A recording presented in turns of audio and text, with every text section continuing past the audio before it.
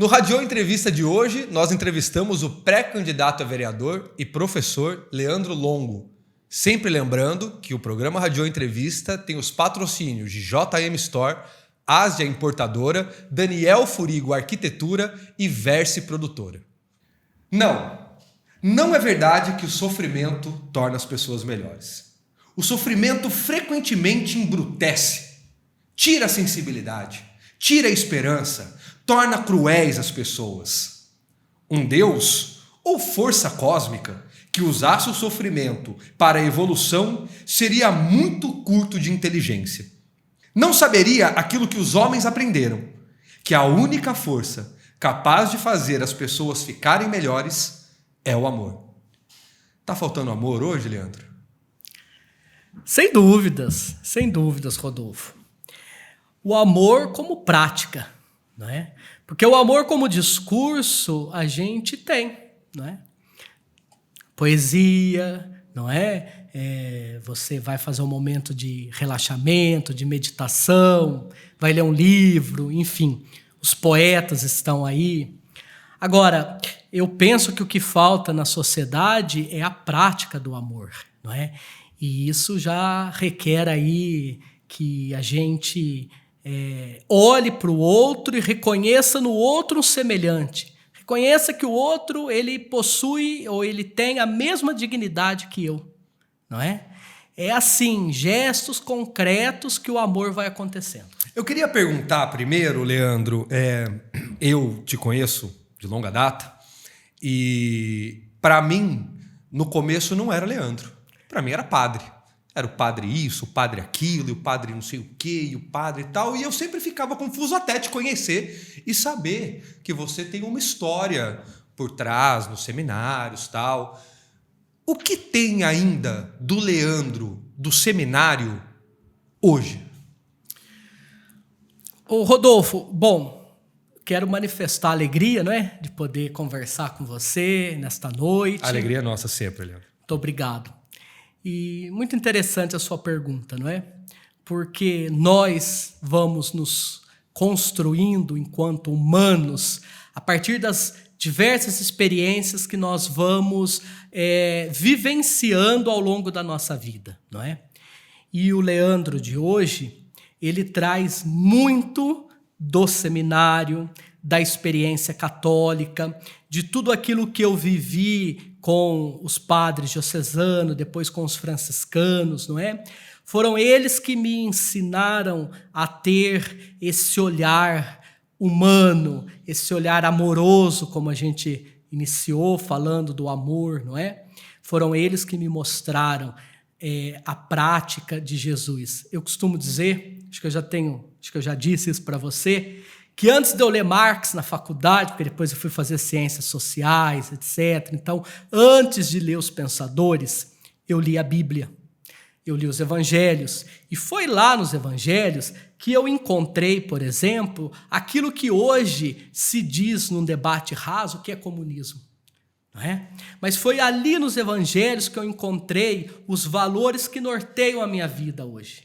Não é? Amar o próximo, dividir os bens, não é? Lutar por uma sociedade mais justa, igualitária, onde não haja uma divisão tão brutal como nós temos hoje na sociedade brasileira, da concentração de rendas. Isso tudo quem me ensinou não foi Marx, mas foi os evangelhos, foi Jesus, não é? Então, é claro que a gente vai se fazendo a partir de outras leituras, a partir de outros lugares em que nós vamos nos estabelecendo as nossas relações.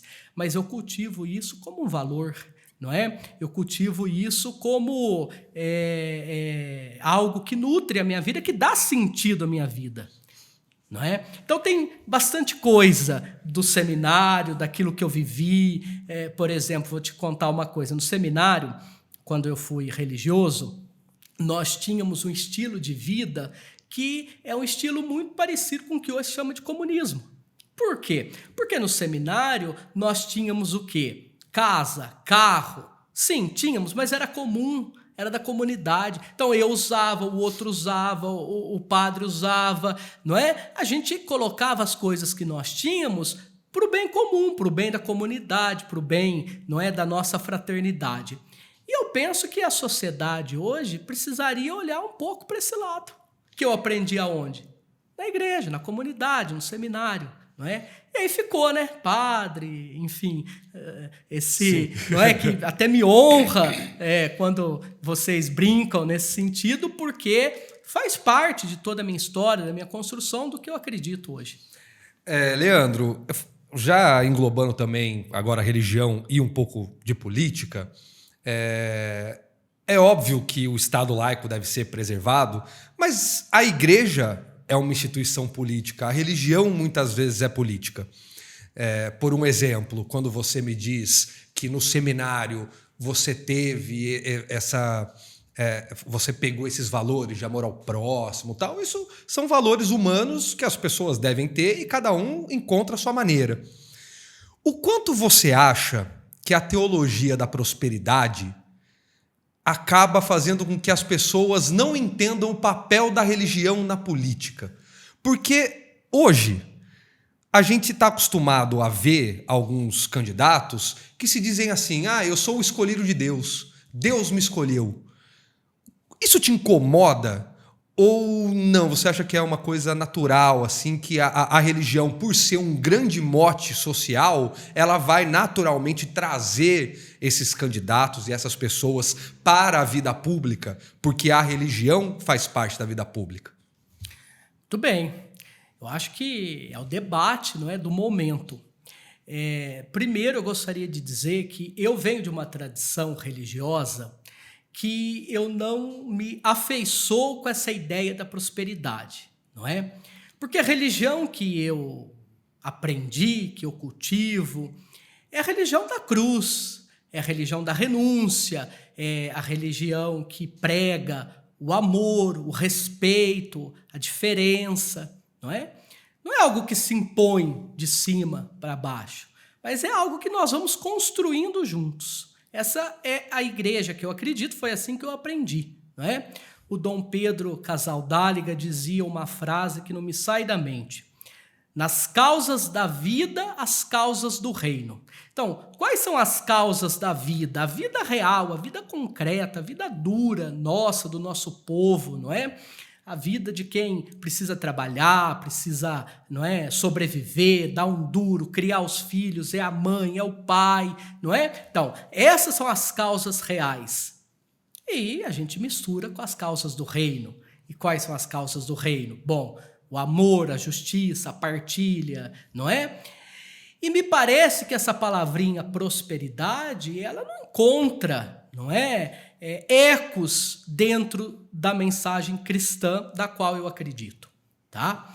Porque para mim, não é, nós vivemos numa sociedade, nós precisamos entender isso, que é desigual, não é uma questão de bênção, não é? É muito simples. Se nós vamos andar na periferia, não é porque Deus ele não abençoou a periferia que a população se encontra daquela forma. Muito pelo contrário, não é? Nós sabemos que ali falta a presença do Estado, nós sabemos que ali não chegou a educação de qualidade, não chegou o acesso à saúde, não é? Enfim. Então, primeiramente, eu não faço parte dessa tradição da teologia da prosperidade, não é? E segundo, eu venho de uma experiência religiosa, não é, em que ela convive muito bem com todas as diferenças, não é? O Estado não é confessional e nem deve ser. Eu tinha um professor na faculdade que dizia: é justamente o fato do Estado ser laico que garante que a religião, que as diversas religiões, ela exista, não é? Então, se um Estado ele é confessional, ele vai, não é, agir em detrimento às demais. E esse não é o que nós queremos, o que nós sonhamos, tá? E é muito triste que, às vezes, irmãos, não é, nosso, acabam usando esse discurso, irmãos, porque todos nós confessamos que somos cristãos. Então, acabam usando esse discurso para tirar uma vantagem, ou para tirar vantagem, não é? Ou para fazer a bancada disso, a bancada daquilo, não é? Ou para, enfim, conquistar votos, não é? Conquistar seus objetivos usando da fé simples do povo, não é?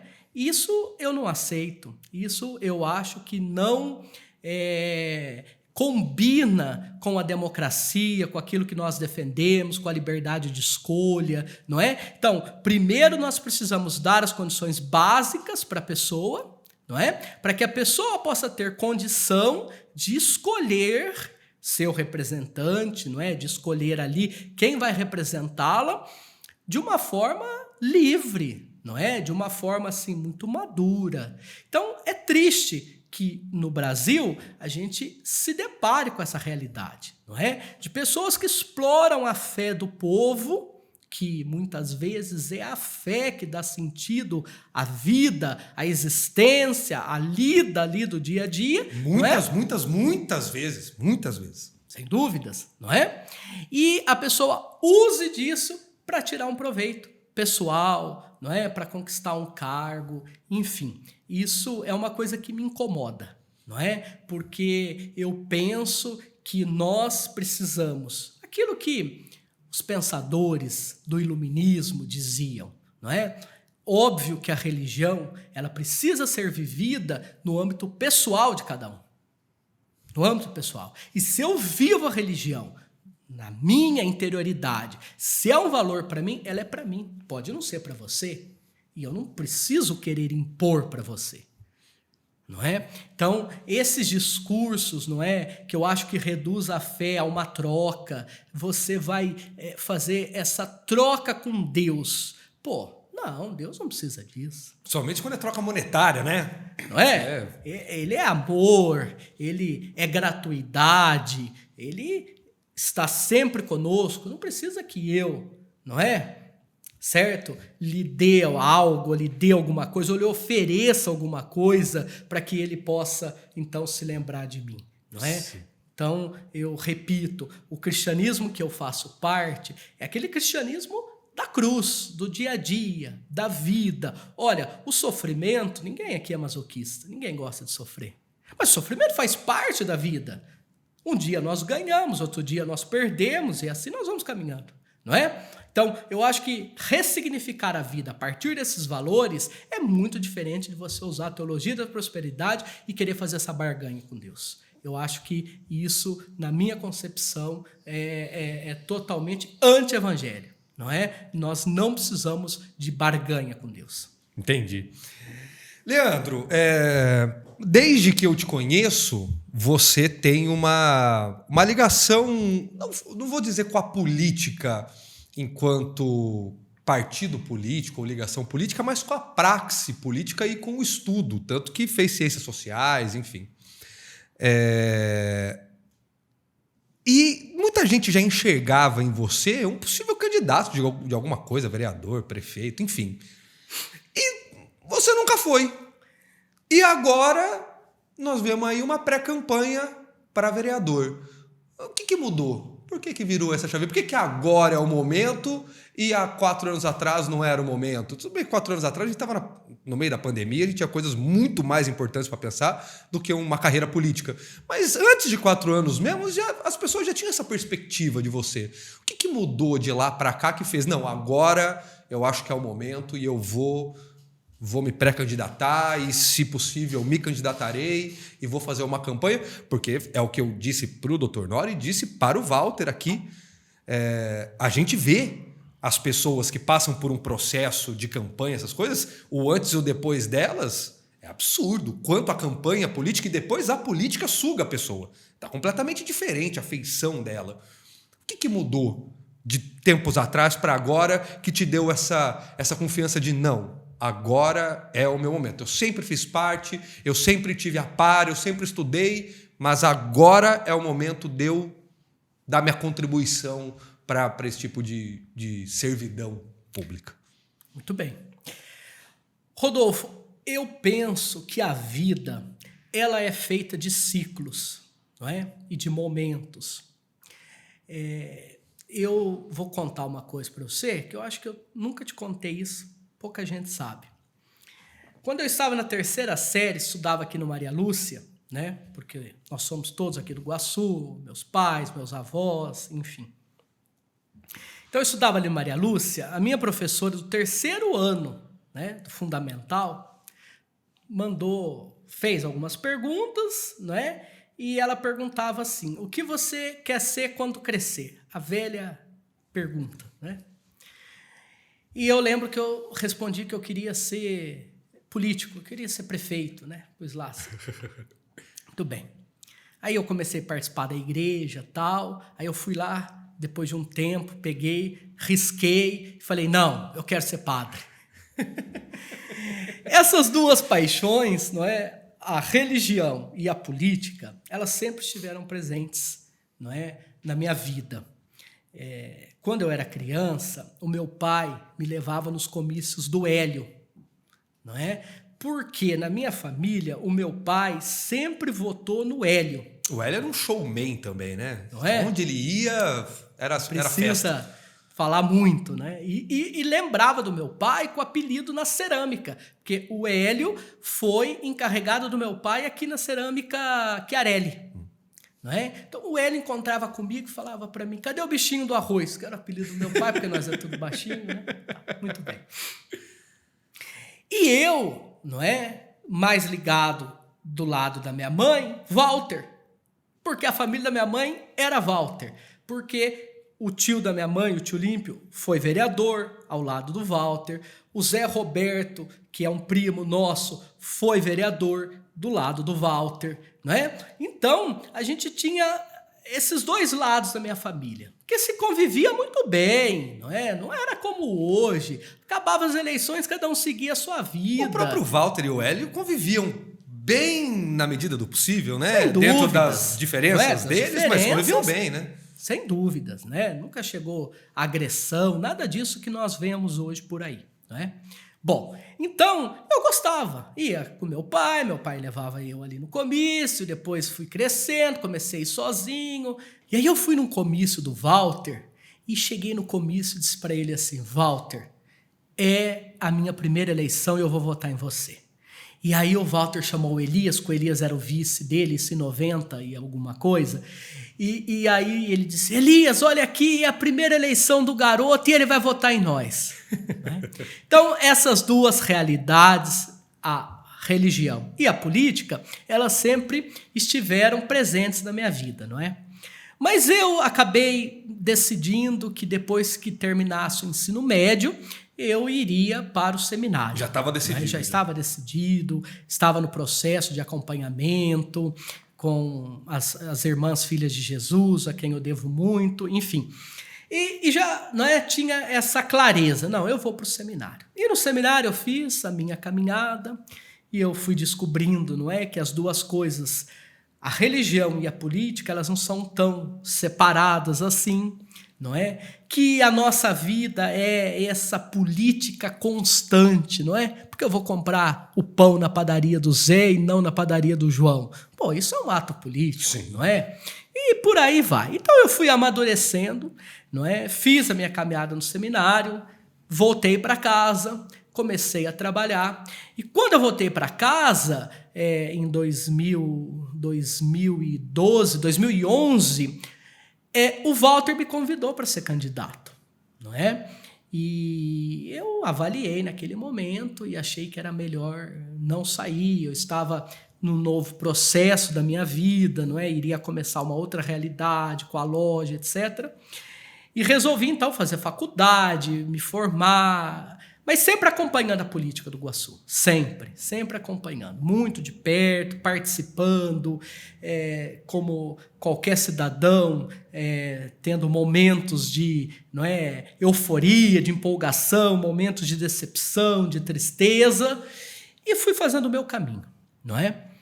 E agora, chegou 2024, sempre recusando os convites que me foram feitos para que eu disputasse as outras eleições. E agora, o Walter me procurou, a doutora Irene, que é presidente do nosso partido, me procurou, e eles me convenceram, viu? Porque eu assinei a minha ficha de filiação na véspera do prazo. Aos 45 do segundo tempo ali. Literalmente, bem brasileiro, né? Os 45 minutos. E eu conversei com a minha mãe, com meu pai, conversei com alguns amigos próximos, e aí o Walter então me ligou e falou assim: você assina essa ficha, tem mais uns meses para você pensar, mas assina, não é? E aí eu peguei e acabei assinando, não é? Sem muita vontade, porque tinha uma outra perspectiva para a minha vida nesse momento, mas acolhi esse pedido, então, que o grupo me fez, que eles me fizeram, para que a gente pudesse, nesse momento, colocar o nosso nome à disposição como pré-candidato. E como você disse, eu fiz uma trajetória me preparando, estudando, né, procurando estar aí, próximo das realidades da vida do nosso povo, não é? Para que a gente, na campanha, a gente possa ter o que apresentar, não é? Os caminhos que nós vamos trabalhar. Então, eu assumo esse desafio com muita responsabilidade, porque mas também com muita serenidade, com muita calmaria, no sentido de que eu acho que era o momento que tinha que acontecer, né? Que as coisas foram caminhando para que acontecesse. E hoje nós estamos aí, às vésperas da nossa convenção. Se tudo der certo, seremos então oficializados como candidato a vereador aqui na nossa querida Mogi Guaçu. Se o comerciante, Leandro, que agora vamos falar da sua atual profissão, atual atividade. Se o comerciante, Leandro, pudesse pedir uma coisa para qualquer um dos candidatos, seja ele qual for eleito em Mogi Guaçu, o que o comerciante Leandro pediria para esse candidato que vai ser eleito? Pudesse pedir uma coisa e assim, você tem certeza que ele vai fazer. O que você pediria? Vá para as periferias da nossa cidade, escutem o povo e atendam. É isso. Não é? Eu acho que o político, ele é o servidor. Ele precisa ter a capacidade de ouvir aquilo que o povo quer. O que nós escutamos hoje? É a saúde. Não é? Hoje nós temos aí na nossa cidade, não é? A saúde nossa me parece que está um tanto quanto bagunçada. Então eu diria assim, vai ouvir o povo que está sofrendo. Como pode uma mãe, outro dia uma mãe me procurou, disse para mim assim: Leandro, o meu filho passou pelo hospital, pelo postinho, deram uma guia para ele, certo? E a previsão é 5 a 6 meses para você marcar uma consulta com um especialista da área. Você consegue imaginar a aflição dessa mãe ao ver seu filho ali não poder fazer nada?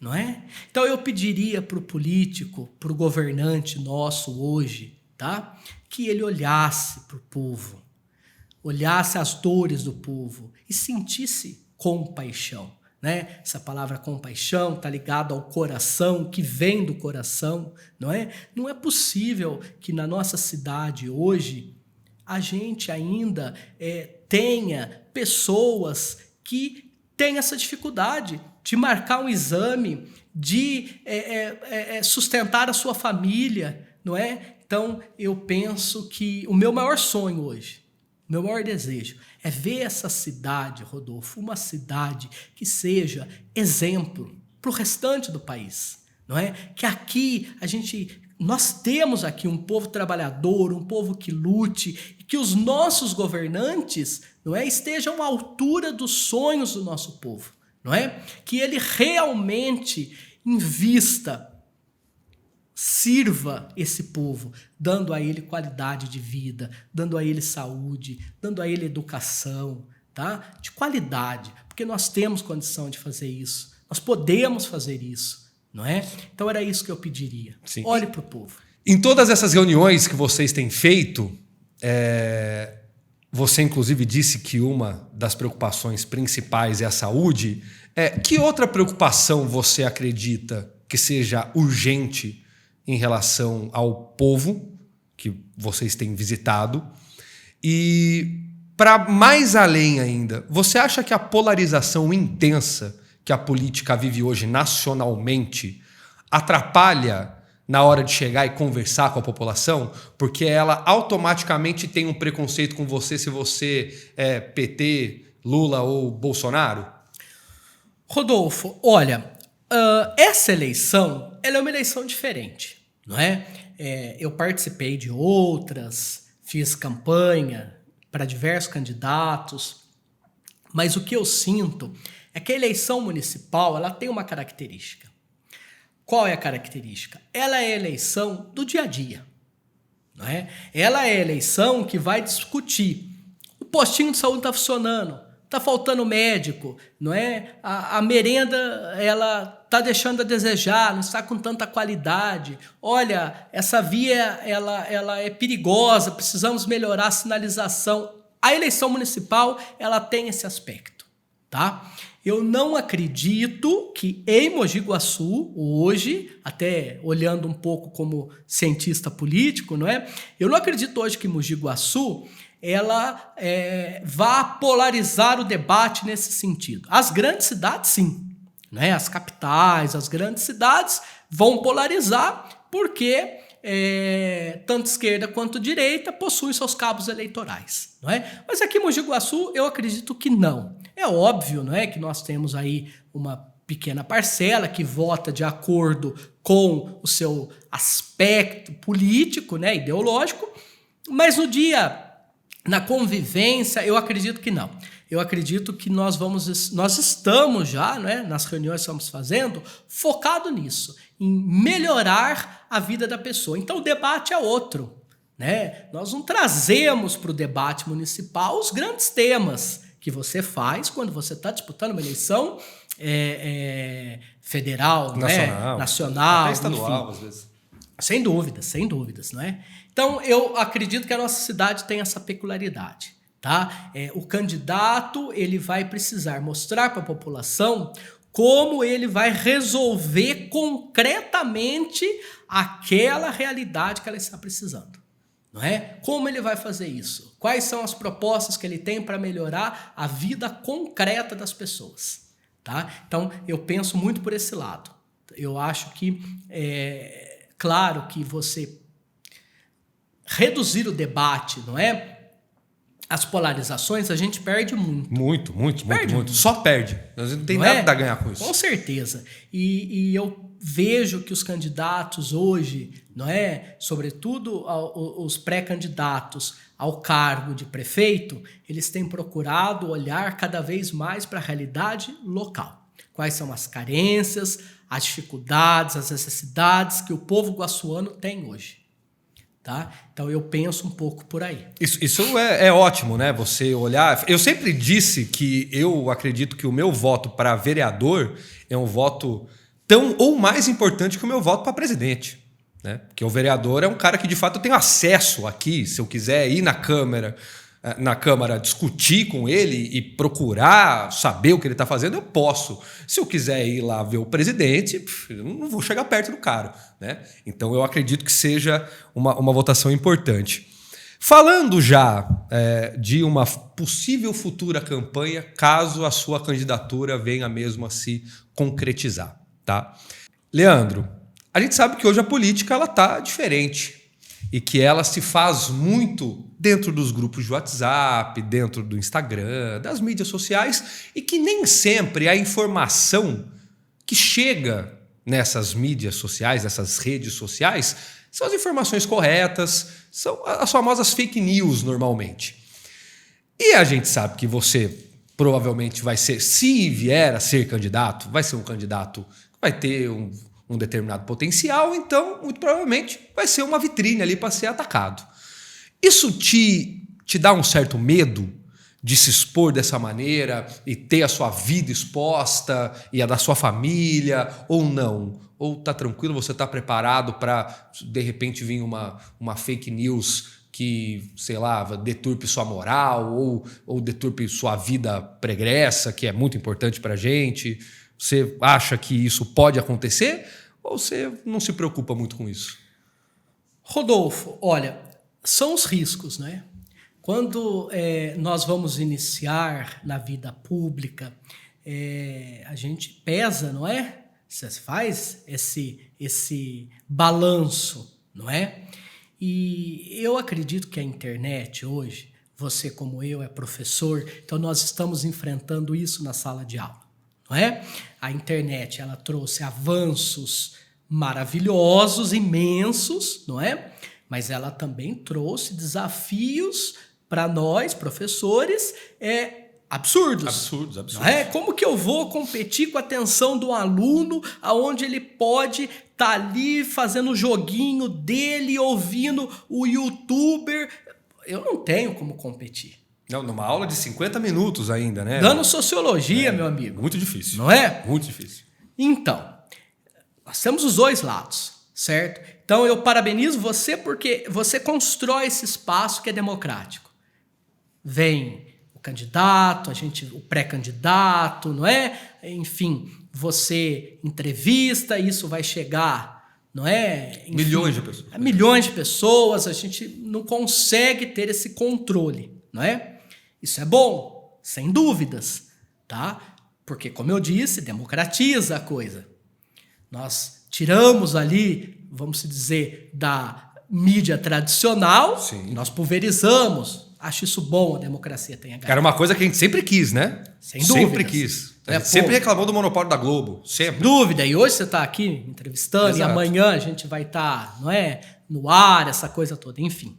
Bom, agora, tem o outro lado, não é? Que hoje nós estamos vendo. É o gabinete do ódio, não é? As fake news. A internet parece uma terra sem lei, tá? E é claro que isso nos assusta, que nos preocupa. A minha formação em casa, com os meus pais, depois na igreja, não é? Na faculdade, ela sempre foi do diálogo, não é? Das ideias, da proposta. Nunca de atacar, não é? Nunca de denegrir a imagem do outro ou a vida pessoal do outro, não é? E, lamentavelmente, muitos têm essa prática. Outro dia, eu recebi, para você ter uma ideia, eu sou pré-candidato, nem sou candidato, né? Nessa entrevista. Eu recebi um ataque relacionando a loja. A loja. Sim. Isso também é um grande problema, né? Porque você vive do comércio, não é? E o comércio vive de público. Quer dizer, vivi 2 ataques, né? Primeiro quando fizeram aquela lista para boicote. Sim, eu estava nela também.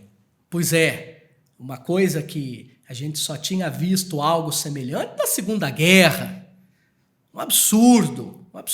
Na Inquisição, na Idade Média, tinha listinha. Não é? Enfim, você fazia a lista, listava. Pô, um absurdo, né? E agora, recente, outro ataque de uma informação que não procede, não tem nada a ver com a verdade. Então, é óbvio que isso nos assusta. Mas tem uma citação bíblica que diz assim, olha, nós devemos ter medo do medo. Medo do medo, não é? Então, nós vamos enfrentar isso. E como a gente vence? Como a gente enfrenta isso para vencer? Olha, com a verdade. Não é? Tentando mostrar para as pessoas que é possível fazer diferente, que é possível construir o outro mundo que nós acreditamos, que é possível você fazer a boa política como o Aristóteles pensava, não é? A política como a convivência na cidade das pessoas, com propostas, não é? Então eu estou assim muito consciente, tá? De que isso tudo vem. É uma tristeza, sabe? É uma tristeza muito grande, não é? Porque você pautar um debate por aspectos, por fake news, por mentira, por gabinete de ódio, e você precisar gastar o seu tempo, não é? Dizendo, não é isso, não é assim. Outra coisa, como vai ser com a inteligência artificial? Eu não sei. Isso também, eu acho que ninguém sabe. Daqui a pouco, você viu que o candidato, o pré-candidato disse isso, que fulano, ciclano disse, não, mas eu nunca falei, não, mas está aqui. As deepfakes, tá aqui. Vai ser um problemaço. Não é? Um problemaço. Então, são as realidades aí da modernidade ou da pós-modernidade, como querem muitos, não é? De que tudo hoje é virtual, de que tudo se reduz ao espaço das redes sociais. Hoje eu visitei uma pessoa e essa pessoa me dizia o seguinte: academia, como que é? Eu falei, vou com raiva, de vez em quando. Essa semana eu não fui nenhuma vez. Não, mas tem que postar. Eu falei, não, entendeu? Não é assim. Outro dia me contaram, eu não sabia disso, né? Que aí nas grandes academias aí, a pessoa leva um tripé para se gravar fazendo treino. Sim. Não tenho nada contra. Cada um faça o que quiser da sua rede social, enfim, e male, e mostre, não tem problema nenhum. O shape, entendeu? Se eu fosse feito. Também, eu estaria de regatinha aqui. Não é meu caso, não é?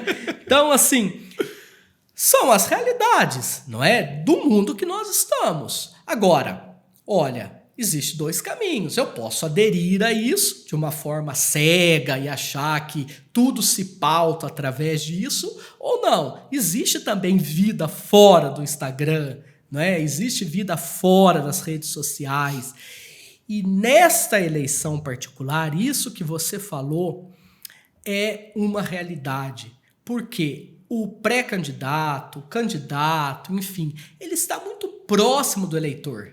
Você sabe onde eu moro, não é? Você sabe quem são meus pais, você sabe onde eu trabalho, onde eu estou todo dia, não é? Então nós temos essas relações que eu acredito que ajudam, não é? A equacionar, não é, esse problema que nós temos, de uma certa forma. Ou torna mais perigoso, né? Ou ainda torna mais perigoso. Tá. Mais acessível. Sim, porque né, você está muito mais exposto, etc. Então, veja, é um caminho que não tem muito para onde correr, né? Se a gente for por aqui, tem os riscos. Se a gente for por lá, tem os riscos. O que nós precisamos, então? Olha, é manter a serenidade, não é? Não entrar nesse jogo de fake news, não entrar nesse jogo de que, para mim, não é ser um representante do povo, ou que para eu alcançar o meu objetivo, eu preciso te derrubar. Eu tenho uma expressão linda de um índio, não é? Que eu aprendi isso nos encontros, aonde o índio dizia para o Papa João Paulo II, uma vez o João Paulo II esteve aqui, não lembro se no Brasil ou nos países ameríndios, e ele foi dar uma Bíblia para o indígena, e o indígena disse para ele o seguinte: santidade, olha, havia espaço para as duas flores crescerem juntas, não é? Podia crescer essa flor e a minha também. Uma não precisa matar a outra, não é? Então eu penso muito nisso. Poxa, você pode mostrar os seus ideais, o seu objetivo, você pode alcançar, não é? Aquilo que você almeja para a sua vida, sem precisar derrubar o outro, sem precisar ferir o outro, não é? Sem precisar aí viver e se pautar de fake news, tá? Então, claro, a gente se preocupa, mas eu não quero que me pautar por isso, porque eu quero acreditar que existe vida além das redes sociais. Vamos fazer um exercício de futurologia aqui. Eu gosto de futurologia, eu gosto de pensar o que pode acontecer e o que pode não acontecer. Eu erro quase sempre as minhas previsões, quase sempre. Por isso que eu adoro a aposta esportiva, mas faço muito poucas, porque eu sou péssimo. Que eu gosto de ficar pensando no que pode acontecer. Vamos pensar que o Leandro, pré-candidato hoje, foi candidato e foi eleito. E aí ele tem o poder de aprovar um projeto. Não interessa que projeto seja. Pode aprovar um. Todo mundo vai votar a favor e você vai aprovar e vai fazer. Que projeto você escolheria? Rodolfo, me surpreende, não é? Um professor de história me fazer essa pergunta. Brincadeiras à parte, não é? Muito bem, é uma pergunta muito boa para a gente trabalhar com a imaginação, e isso é bom, o lúdico, não é? Faz parte da história também, né? Se a gente conhece a história, a gente sabe um pouquinho do que vai acontecer também. Com certeza, não é?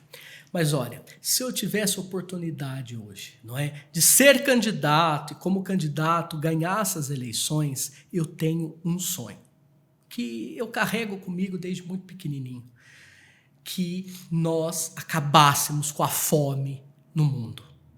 Se fosse uma coisa mais local, que nós acabássemos com a fome em Mogi Guaçu, não é? Porque nós temos essa realidade, nós temos isso. E muitas pessoas mal sabem disso, né? Porque chegam poucas vezes até a periferia, nem conhecem as periferias da cidade. Sem dúvida.